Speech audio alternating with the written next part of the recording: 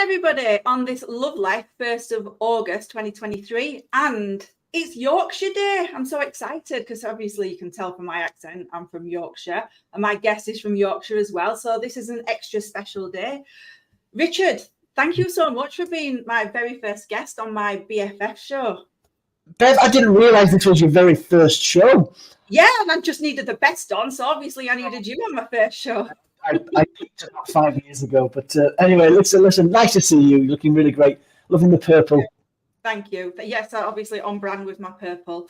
But yes, this is the live streaming over my BFF Facebook group, on my LinkedIn page, and on my YouTube page as well. So if you're watching right now, please put in the comments where you're watching from. I'd love to know where you are.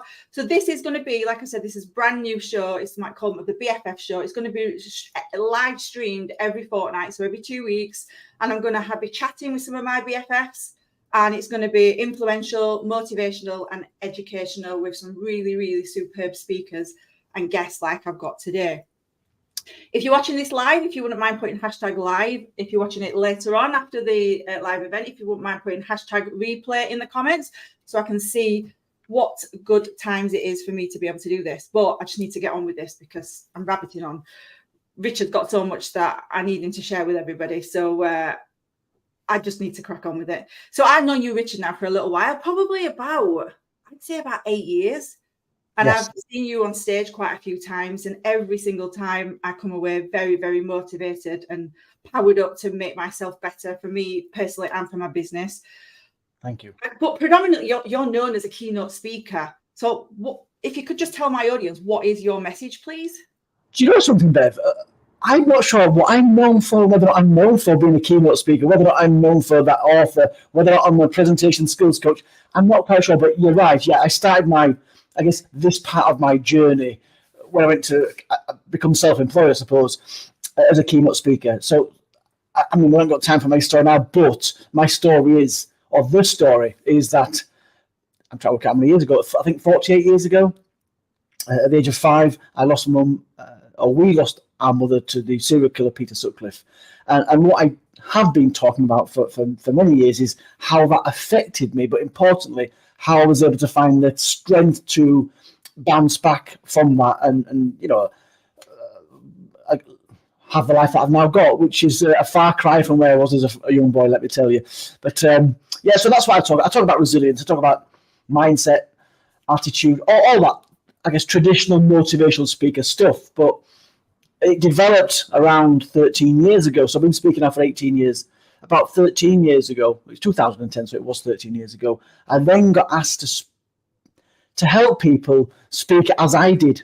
And I thought at the time, what do you mean like I did? Because I'm not a very polished speaker. I'm just a down-to-earth Yorkshire person with a Yorkshire accent. But what they meant was help their teams speak authentically. And that is what I've been doing for 13 years. So there's two sides, well, there's more than two sides, but two main sides to my business, two hats that I wear. One is a keynote speaker talking about change and resilience, and then there's presentation skills training, which I've now been doing for 13 years. And I run retreats, which you know a little bit about. So those are the things that I do. And if you'd have told me when I was a young person, or even a young adult, I am in my 50s now, that is what I would be doing, I would not have believed you, because I just did not see that coming. No, and like you said, you're a true inspiration. You really, really are. But you mentioned there about mindset. And as you know, I've been an accountant for a long, long time. I think it's like 27 years this year. So I've had my own practice, and I've dealt with loads of different business owners in tons of different industries. Now I work alongside accountants and bookkeepers, and there is a generic theme, Richard. Mindset is massive. And I think a lot of people struggle with mindset, and they then ask for help or open up about it. So you've obviously gone through a lot in your life. So where do you get your positive mindset from, please?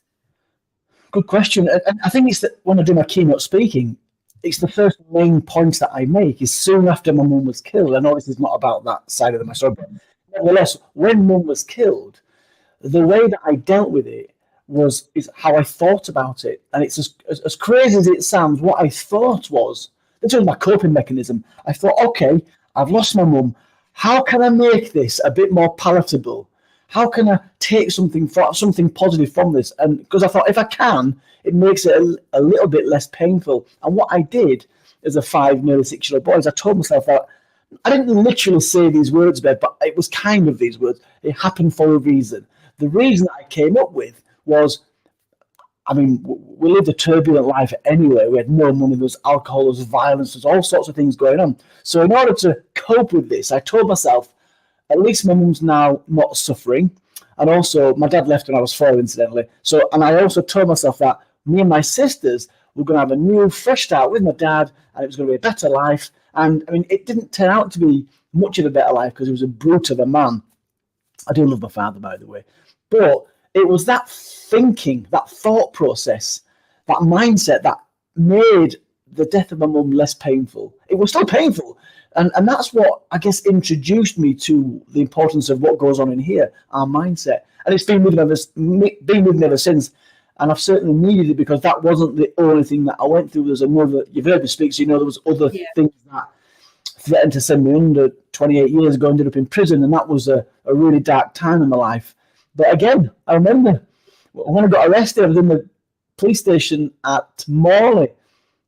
And I remember, not Morley, I forget, a police station in Leeds. It'll come to me.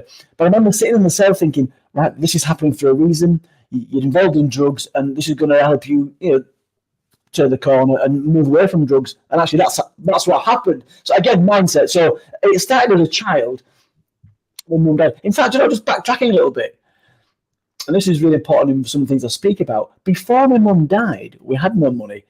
I always had this ability, and this is linked to mindset. I had this ability to look around me, assess my arena, the landscape, and find things that can help improve my situation. Now, I'm not sure if you recall or remember a thing called Green Shield stamps, Bev. I do. Right.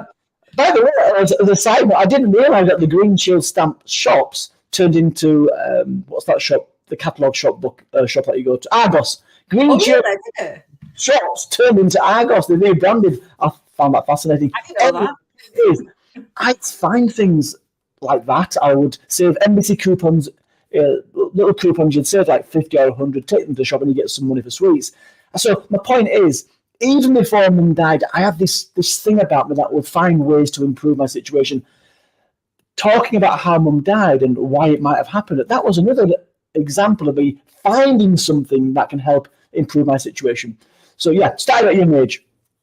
Wow, that was truly inspirational. I just want to say as well, if you've got any questions for Richard about mindset, please pop them in the chat box and we can ask him while he's on. This is an extremely rare opportunity because Richard is a very, very busy person. So if you do have any questions, then hit them with us in the box below. So you were saying that, so mindset, then, yeah, you've gone through so much, but I hear a lot of people, and I'm not playing this down at all, but I do hear business owners like getting fed up and they've got a really negative mindset and stuff like that. And it just seems now that you've just spoke about all the things that you've gone through, you just want to say to them, get over yourself. I'm not playing it down, but you know what I mean? Like you've gone through all that and then somebody's just mourning because somebody's not paid them or somebody's not just giving them the documents and things like that. So one thing that you've just said there was a really key thing to me is that you find the positives and the negatives. So what I'm trying to get at is that what you recommend that people start to do if they want to start to work on getting a positive mindset. So if they can see something that's going wrong, something that's a bit negative, they're feeling a bit down, is that what the key step is, just to find the golden nugget in this negativity? I mean, I feel it's silly what works for me, Bev. And, I wouldn't like, if someone's feeling down, who knows what's going on for them. But, yeah. But you're right. When things happen in my life, and that incidentally, I've had clients not pay me. I've had to take legal proceedings and all sorts of things. Anyway, sometimes I've been successful, sometimes I've not. You just do your best. Yeah. Get on with it. And if you can't sort this out, move on. I ain't got time to dwell on those things that are not happening. What can we learn from this? Right. In fact, that's what happened. A client never paid me, and she was on The Apprentice. I forget her name. At the 2009, it was at the Yorkshire, Harrogate Conference Centre, and she never paid me.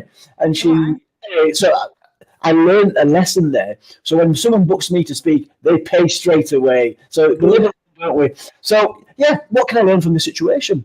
So I in the pandemic, by the way, I was getting work as a professional speaker. There was no work. All conferences were cancelled. I had no money coming in whatsoever.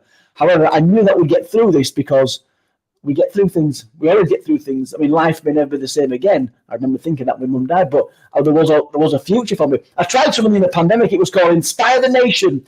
And I came up with this idea because nobody was affording or spending money on their teams. I thought I'll do these public events where different organisations can book me at the same time, reduce the cost, and just bring some money to pay for the shopping bill.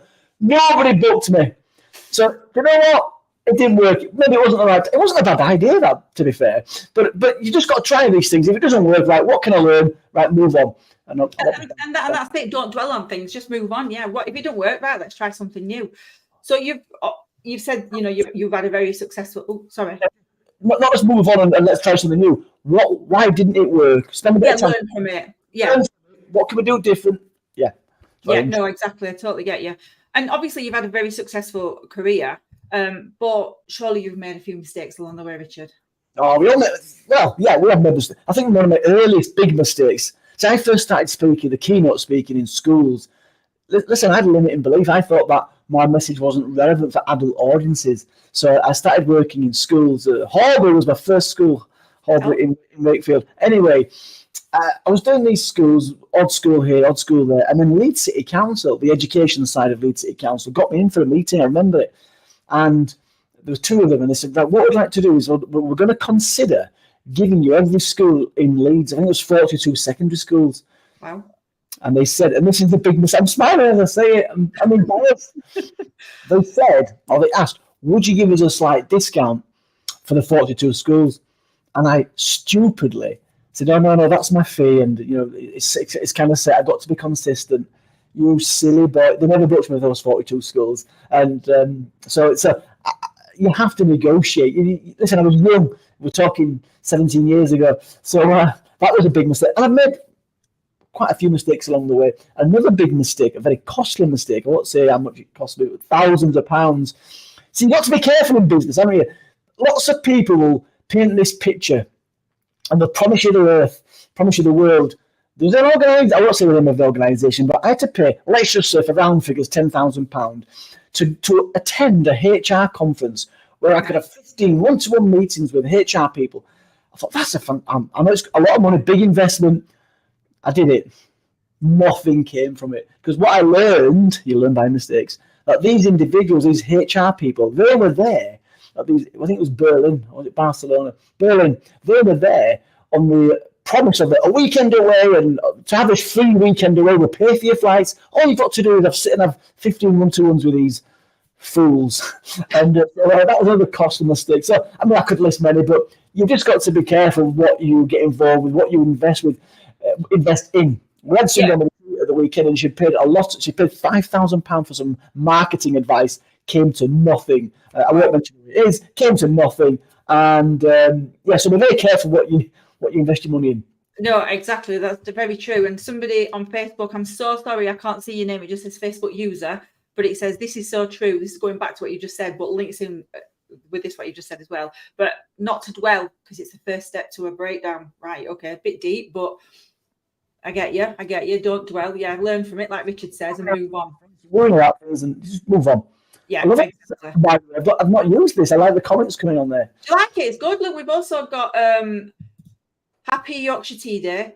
Or Aaron. Aaron's a friend of mine, Richard. It's really good. Aaron, yes, I'm from Yorkshire, but my tea is ridiculous. I don't have strong tea. Like, I actually let the side down. Mine just looks like a cup of hot milk, so I'm really sorry. But yeah. We've also got Ashley Leeds coming on. Live show with Bev. Boom. Good morning, Richard and Bev. Hi, Ashley. We've also got somebody else from Batley, close to you, like, isn't it, Richard? Yes, it is. Well, not far. Oh, it is. But hello to you as well.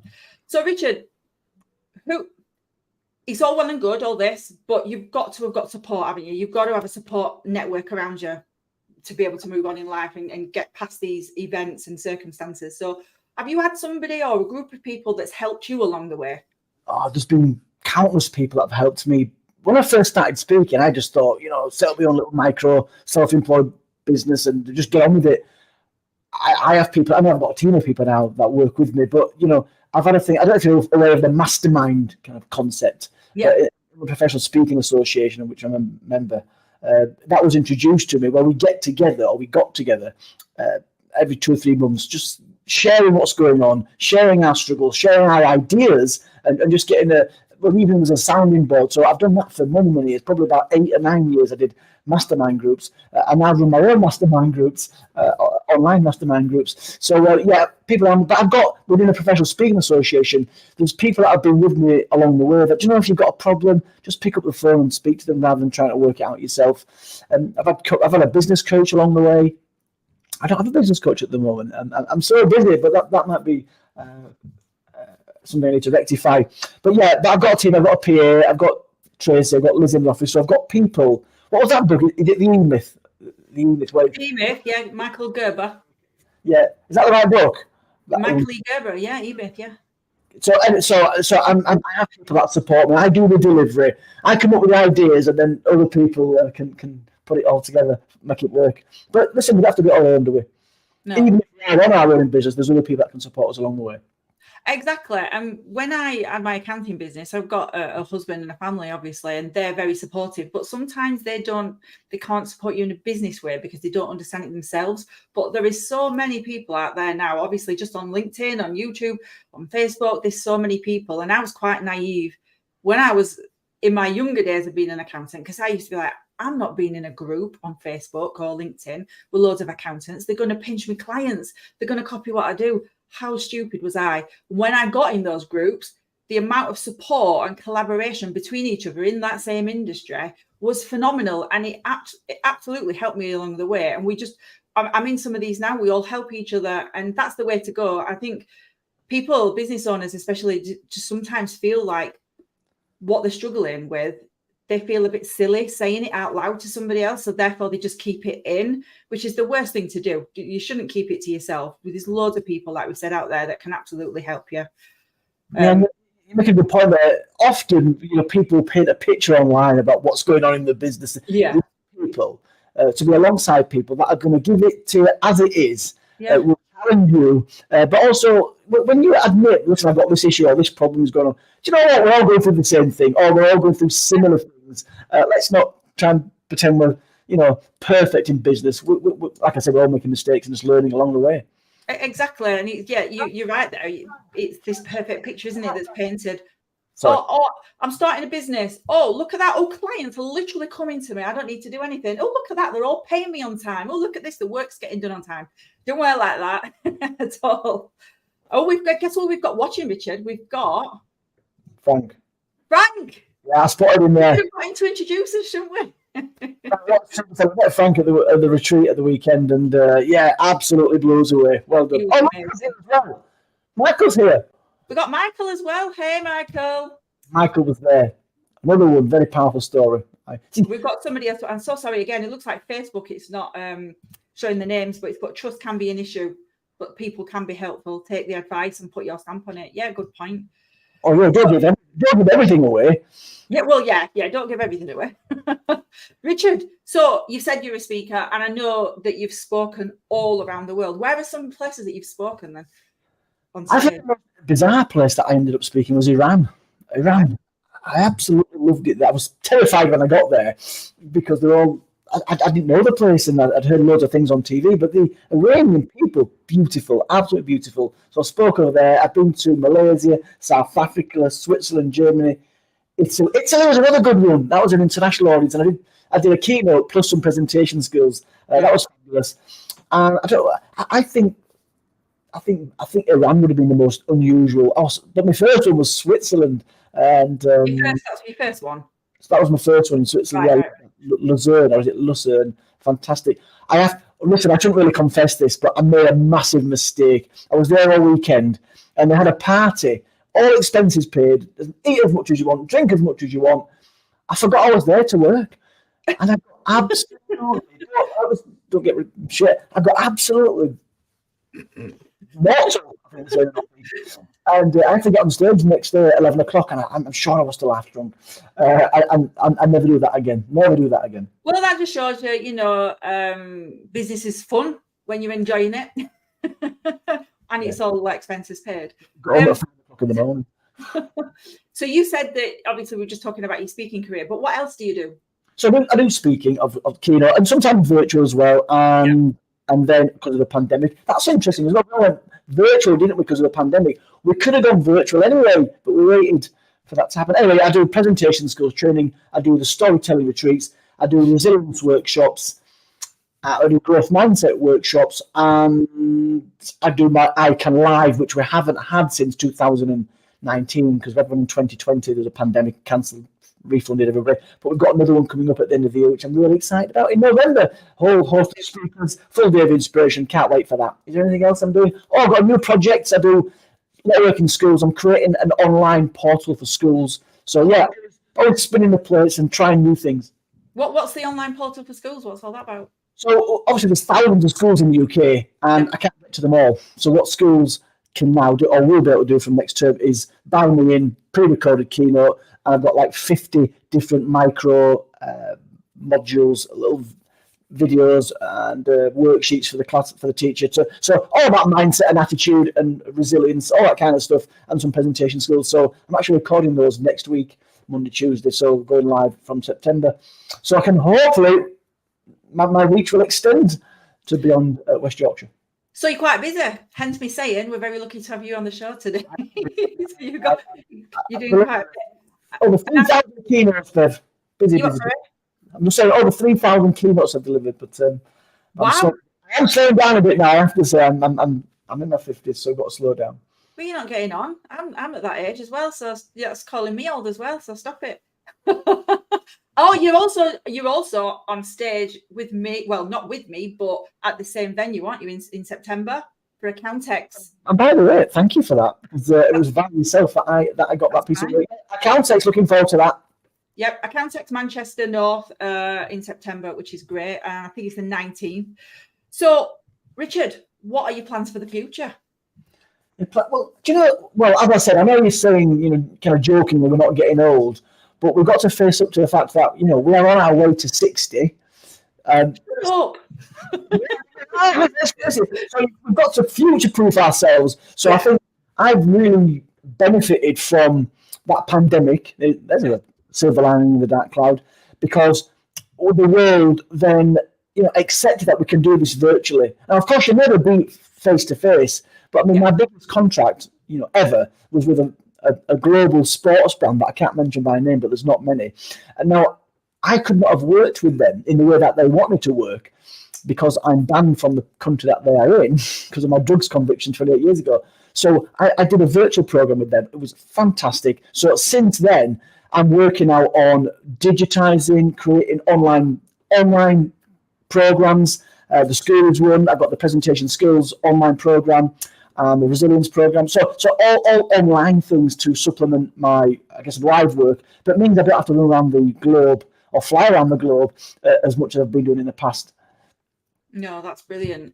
And about that. So you just said about the pandemic as well. Then, so that will have, and you said briefly earlier that was a massive shock for you basically, not a shock, but you know what I mean, a bit of a shift in what you do because you were used to being face to face with people. So do you think that the pandemic worked for you rather than against you then? Well, I have to be honest, right? When it first kicked in, the pandemic, nobody was booking anybody, not even for virtual work. I earned no money. Well, I think I earned £400 in April 2020, so I didn't even cover the shopping bill. I blew all my savings. So initially, although that in the end it turned out to be, I won't say a blessing, but it's introduced us all to virtual work. Definitely. It was painful. It was painful. It was worrying. But what got me through it was something that I've always been aware of, and I've touched on it right at the beginning of this podcast, is that, we always bounce back from those setbacks. I bounced back from the death of my mum. I bounced back from the prison. So whatever happened, when that pandemic kicked in, I knew we would get through this somehow. And do you know what? There'll be another one around the corner when the pretend aliens have visited the planet and they put us into lockdown again. That's another session, isn't it? So we'll get through that one as well. Okay, so I mean, we touched on asking for help. We might need some professional help to help us do the next thing, but there's all the way back. So when that pandemic kicked in and I gathered my thoughts, I just knew we'd get through this, and then I started doing the virtual stuff. Yeah. So it's and obviously look at what you're doing now. Everything you've just told us all about your virtual stuff that you're doing online, which you might not have even thought about if that not have happened. To be honest, I wish I'd have had shares in Zoom anyway. But so if we're just coming to an end now, and thank you so much for this. And I think it's probably just going to be reiterating what you've just literally said. But if anybody that's watching this right now that's struggling a little bit with a mindset, what's one key takeaway that you can give them? What's a golden nugget? I know you've mentioned quite a few, but I mean, it depends what's going on for them. But we have a choice. We have a choice on the meaning we apply to things. It's simple as that. So Seligman calls it your explanatory style. When that stuff happens, you can say, this stuff is happening to me, worries me, I can't cope with this. But you can change that, and it can be difficult sometimes when you can't see a way back. But you've got to reframe it. It's as simple as that. And ask yourself, well, okay, what can I learn from this? How can I get some help through this? It depends on what's going on for the person. Yeah, but there is a future for us all, no matter what setbacks, no matter what baggage you get thrust upon us. Brilliant. Thank you so much, Richard. Thanks everybody for watching. I will be back live again in 2 weeks' time. But this has been amazing. Thanks so much for being my first guest. And I will see you on stage in Manchester in September. I'll be watching and taking notes. Thank you, Richard. See you later, everybody. Have a good day. Bye-bye. Bye.